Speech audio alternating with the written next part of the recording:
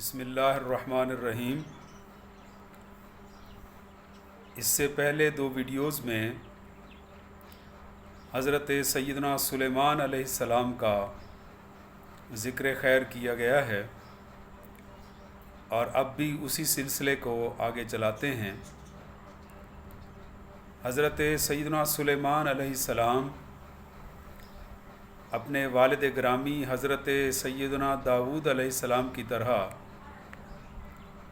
بادشاہ بھی تھے، اور آپ کو نبوت کا تاج بھی عطا فرمایا گیا۔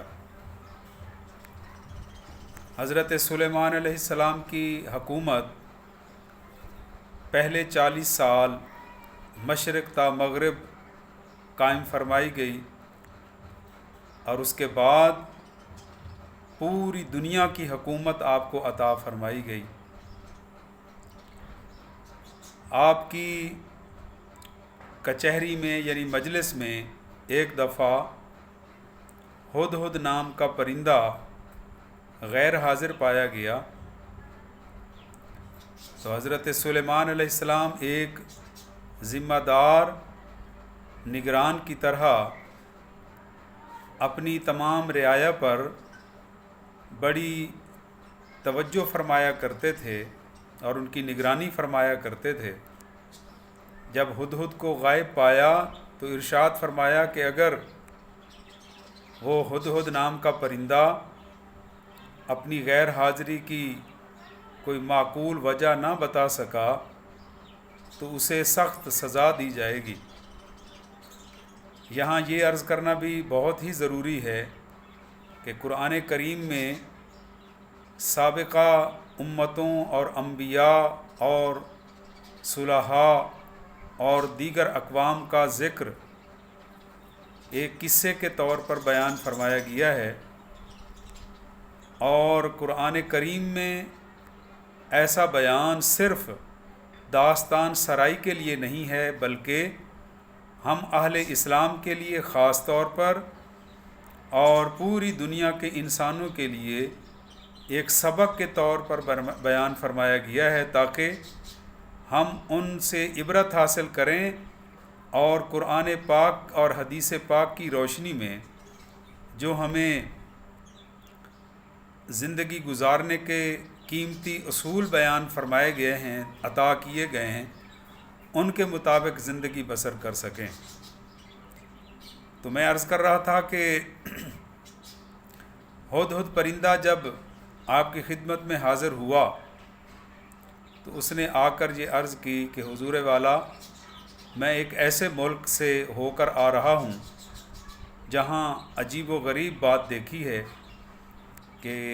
وہاں ایک عورت کی حکمرانی ہے، اور اس ملک کا نام ملک سبا ہے۔ تو حضرت سلیمان علیہ السلام نے جب یہ سنا تو آپ نے ایک خط لکھوایا، حکم ارشاد فرمایا کہ خط لکھا جائے، اور اس خط میں ملکہ سبا جن کا نام بلقیس تھا، انہیں اور ان کے تمام اہل ملک کو اللہ کی توحید اور اپنی رسالت کی طرف دعوت ارشاد فرمائی۔ لہٰذا وہ ہدہد پرندہ آپ کا خط لے کر ملکہ بلقیس، ملک سبا کی ملکہ جو اپنی کچہری میں بیٹھی ہوئی تھیں اور ان کے دائیں بائیں ان کے وزراء اور مشیران موجود تھے، تو اس کی گود میں ہدہد نے وہ خط جا کر ڈال دیا، پھینک دیا۔ اس خط کو پڑھنے کے بعد ملکہ سبا نے اپنے وزراء سے مشورہ کیا اور طے یہ پایا کہ ہم ان سے جنگ نہیں کر سکتے، وہ صرف دنیا کے بادشاہ ہی نہیں ہیں بلکہ وہ اللہ کے برگزیدہ نبی ہیں، لہٰذا ان کی خدمت میں حاضر ہو کر اسلام قبول کیا جائے اور ان کی بات کو سنا جائے کہ وہ اور کیا ارشاد فرماتے ہیں۔ لہٰذا ملکہ بلقیس 12,000 اپنے ملک کے 12,000 سرکردہ لوگوں کے ساتھ ایک لشکر کی شکل میں وہاں سے روانہ ہوئیں، اور ہر ان 12,000 سرکردہ لوگوں کے ساتھ ہر ایک کے ساتھ ساتھ ہزاروں کی تعداد میں اور لوگ بھی شامل ہو گئے۔ جب یہ سفر جاری ہوا تو حضرت سلیمان علیہ السلام کو اللہ کی طرف سے آپ کو یہ بتا دیا گیا کہ وہ ملکہ آپ کی خدمت میں حاضر ہونے والی ہے۔ تو آپ نے ان کے آنے سے پہلے اپنے ایک معجزے کو ظاہر کرنے کا ارادہ فرمایا۔ یہاں یہ بات بھی ضروری سماعت کے قابل ہے کہ معجزہ اللہ کے نبی سے ظاہر ہوتا ہے، اور اللہ کے ولی سے کرامت ظاہر ہوتی ہے۔ معجزہ ہو یا کرامت، یہ اصل میں اللہ تعالیٰ کا کمال ہوتا ہے، اور اللہ تبارک و تعالیٰ اپنے کمال کو، اپنی خوبی کو اپنے پیارے بندوں سے ظاہر فرماتا ہے تاکہ اس معجزے یا کرامت کو دیکھنے والے اللہ کی ذات پر یقین کامل اور ایمان حاصل کر سکیں۔ معجزے کو معجزہ کہتے ہی اس لیے ہیں کہ اس کو انسانی عقل سمجھنے سے عاجز آ جاتی ہے، وہ اللہ تعالیٰ کے کمالات میں سے ایک کمال ہوتا ہے۔ تو حضرت سیدنا سلیمان علیہ السلام نے یہ ارادہ فرمایا کہ ملکہ بلقیس کا ایک تخت تھا جو بہت ہی وسیع و عریض تھا، جس پر وہ بیٹھ کر امور حکومت چلایا کرتی تھیں۔ جب وہ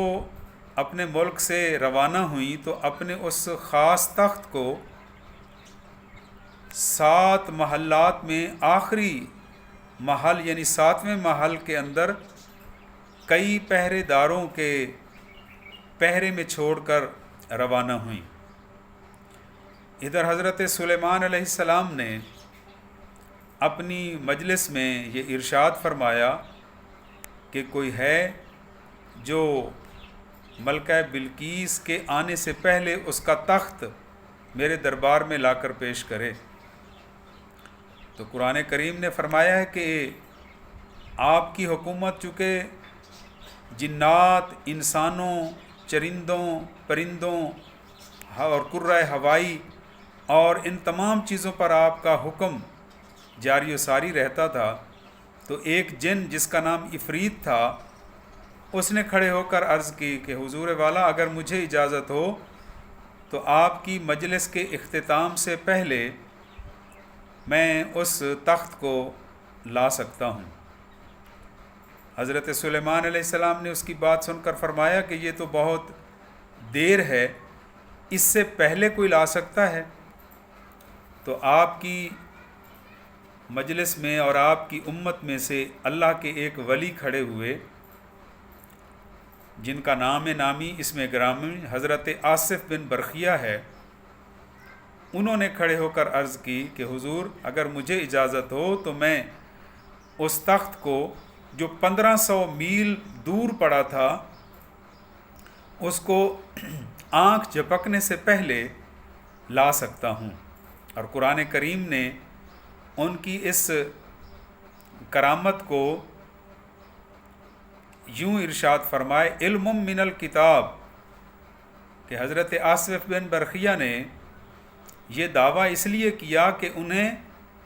کتاب کا علم عطا فرمایا گیا تھا، اور جس کی برکت سے انہوں نے اللہ کی دی ہوئی طاقت سے 1500 میل دور فاصلے پر پڑا ہوا محل میں محفوظ پہرے داروں کے جھرمٹ میں اس تخت کو آپ کی خدمت میں پیش کر دیا، اور وہ تخت زمین کے اندر چلتا چلتا حضرت سیدنا سلیمان علیہ السلام کی کرسی کے قریب سے زمین سے اوپر نمودار ہو گیا، اور حضرت سیدنا عبد القادر جیلانی، جنہیں حضور غوث پاک بھی کہا جاتا ہے، آپ ان آیات طیبات کی تفسیر بیان فرماتے ہوئے یوں ارشاد فرماتے ہیں کہ حضرت آصف بن برقیہ کو یہ کمال اس لیے حاصل ہوا کہ وہ اللہ پاک کے 2 صفاتی نام یا حی و یا قیوم کے عامل تھے، ہر وقت پڑھا کرتے تھے، اور اسی نام سے انہیں اسم اعظم نصیب ہو گیا۔ تو حضور غوث پاک فرماتے ہیں کہ حضرت آصف بن برقیہ نے یا حی و یا قیوم پڑھ کر اللہ کی بارگاہ میں دعا کی، اور اس دعا کی برکت سے 1500 میل دور پڑا ہوا عرش یعنی تخت جو ملکہ بلقیس کا تھا، وہ حضرت سلیمان علیہ السلام کے قدموں میں ظاہر ہو گیا۔ اس سے ہمیں یہ سبق بھی ملتا ہے کہ ہمیں بھی اللہ پاک کے صفاتی نام اور ذاتی نام کا ورد کرنا چاہیے، جس سے ہمارے دل میں اللہ کی محبت پیدا ہو جائے گی اور ہم اس کی خلافت کے حقدار ٹھہریں گے، اور اللہ پاک پھر اپنے کمالات ہم سے ظاہر فرمائے گا۔ جب وہ تخت آپ کی خدمت میں پیش کر دیا گیا تو تھوڑے عرصہ کے بعد حضرت سلیمان علیہ السلام کی خدمت میں حضرت ملکہ بلقیس اپنے وزراء اور مشیران کے ساتھ جب حاضر ہوئیں تو آپ نے ان کو مزید حیران کرنے کے لیے، تاکہ ان کو اللہ کی ذات پر یقین کامل نصیب ہو جائے اور حضرت سلیمان علیہ السلام کی رسالت اور نبوت پر بھی انہیں اطمینان نصیب ہو جائے، آپ نے شیشے کا ایک فرش بنوایا جس کے نیچے پانی رواں تھا۔ وہ بھی آپ کی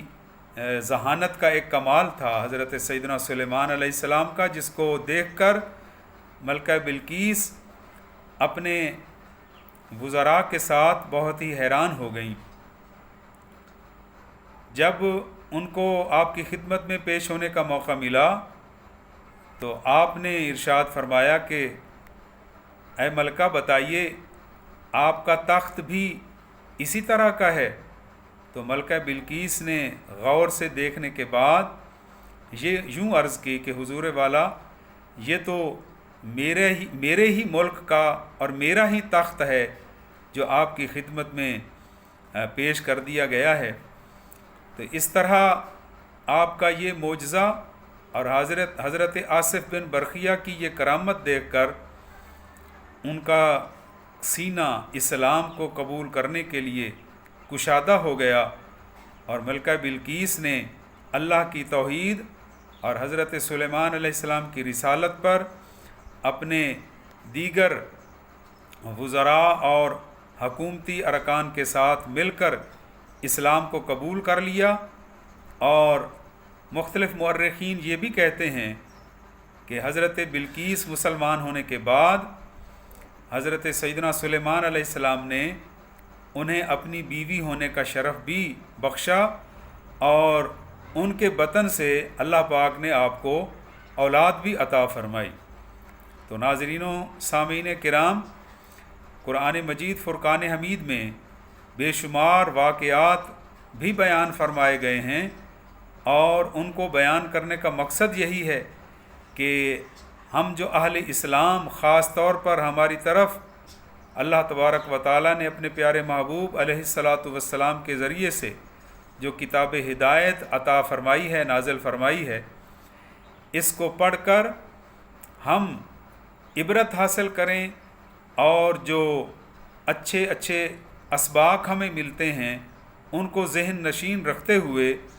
زندگی کے سفر میں گامزن رہیں، اور ہماری مراد اور ہماری منشا اور ہمارا نقطہ نظر اور ہماری منزل مقصود ہر حال میں یہی ہونی چاہیے کہ ہمارے ہر عمل سے ہمارا پیارا اللہ اور اس کا پیارا رسول صلی اللہ علیہ وآلہ وسلم خوش ہو جائیں، راضی ہو جائیں، اور جس پر اللہ اور اس کا رسول راضی ہو جائے وہ دنیا کا کامیاب ترین انسان ہوتا ہے، اور اس کے لیے پروردگار عالم نے جنتیں سجا کر رکھی ہوئی ہیں۔ تو آئیے حاملین قرآن ہم سب مل کر قرآن کریم کی ان مقدس تعلیمات کو حاصل کریں اور ان پر عمل کرنے کی کوشش کریں۔ السلام علیکم ورحمۃ اللہ وبرکاتہ۔